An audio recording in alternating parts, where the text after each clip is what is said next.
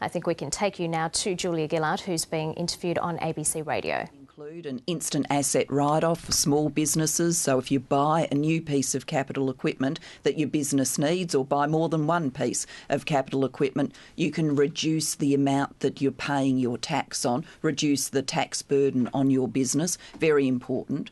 We've also introduced a loss carryback scheme. Now that's a complicated way of saying a new part of the taxation system, so that if your business is making a loss and you need to change the way you're doing business, perhaps to adjust to a higher Australian dollar, you can do that and get more support out of the tax system than you're getting now. And putting money in the hands of low and middle income families and in the hands of the poorest and neediest in our society is good for business. In this sense, people will go to the shops, they will use that money for things like school uniforms and books and school shoes and all the rest, and that will flow through as a benefit for businesses. The government is giving billions more to low-income earners. You've just made that point. But in Voterland, you'll get little credit for this, because isn't the truth that your traditional base now has stopped listening to what you're saying? This is about supporting families. It's about helping them. But they're not listening to you. Well, this is about supporting families, and what they will see is money coming to make a difference to them and the way that they're experiencing life now, where they do worry about things like increased petrol prices, getting the kids to school, the groceries, whether or not they'll be able to afford a family outing. If you look around our nation, there are many families who are saying to themselves, I get it that the economy is strong. I get it that we're doing better than the rest of the world. I get it that we protected jobs during the global financial crisis and there's this big resources boom, but it doesn't seem like my boom. I'm not getting a share. Now we can say to those families, we are spreading the benefits of the boom to you. Europe's in crisis again, with voters rejecting the severity of austerity measures. Our largest customer, China, is deliberately slowing growth. The budget forecast deficit for this year has blown out from $22 to $44 billion, and the mining tax won't rake in the money that you had first hoped for when this tax was first designed. Isn't in that grim context, isn't Wayne Swan's promise of $1.5 billion just fanciful? Well, let's remember all of the context, which is that we've got an economy returning to trend growth. We've got an economy with a resources boom, with more than $450 billion of projects in the pipeline. We're viewed around the world as an envy of the world. And in making these budget surplus happen, we have taken an incredibly disciplined approach to spending.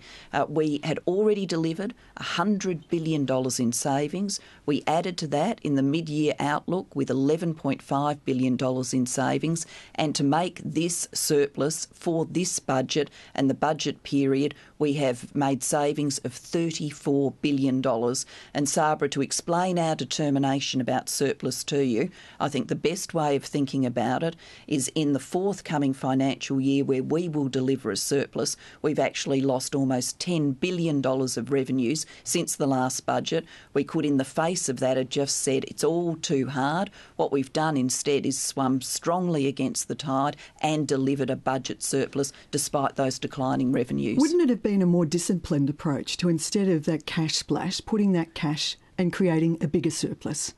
Well, the money to help families is necessary because so many families are struggling. We are doing both. And it's the right thing to do both.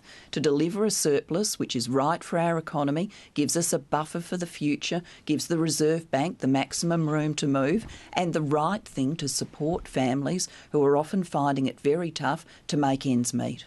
The supplement boost for those on welfare, the New Start allowance, it sounds impressive, $210 a year, but that's 58 cents a day. That's not even enough to buy a postage stamp. Well, it's another measure to help people who are unemployed. We understand that for people who are unemployed, it's very, very tough days. We've got to remember the best thing we can do for people who are unemployed is find them a new job and get them into work, which is why, having achieved what we did out of the global financial crisis, having achieved the creation of 750,000 jobs since this government came to office, having protected jobs during the darkest of economic days and being focused focused on creating jobs now is the best thing we can actually do for unemployed Australians. But along the way, we want to give a helping hand, and that's what the new supplement is for. 58 cents isn't much.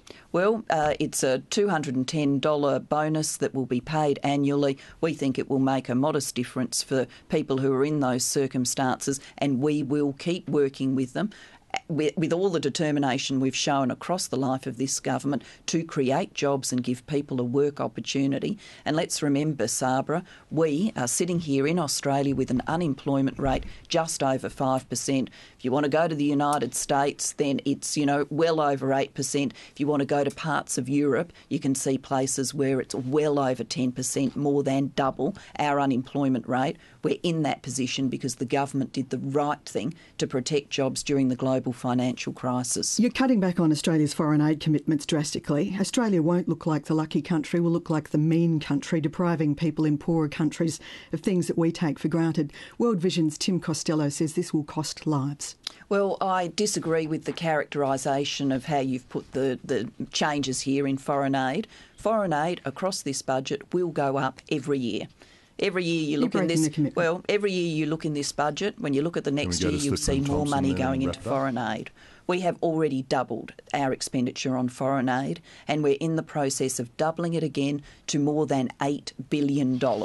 What that means is that we will have Australian money out around the world, helping the world's poorest, whether it's helping with children in Africa, whether it's helping with disaster relief in our region. We will be out there doing the right thing around the world and doing more of it each and every year. The Fair Work report this week into Craig Thompson gives a lot of detail about the allegations against the member for Dobell, but we've known the bare bones of these allegations of misconduct for years.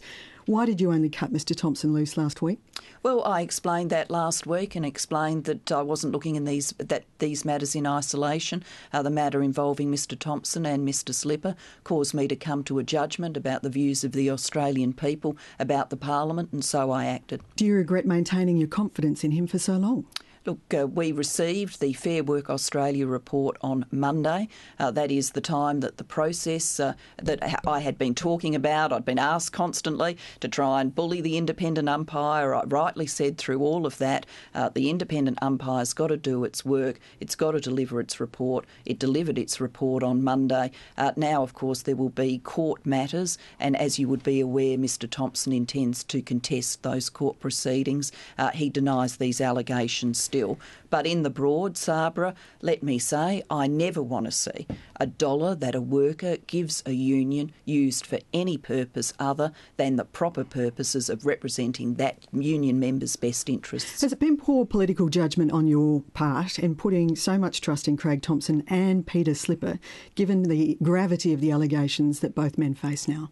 Well, look, Sabra, I've dealt with all of these questions before. Of course, what we've seen here is allegations. We've seen men who also completely deny them. There are proper processes for working through those allegations. People are entitled in our system to a presumption of innocence. But if you're asking me my attitude about things like use of union members' money, I only ever want to see it spent for proper purposes. Prime Minister, thanks for your time this morning. Thank you.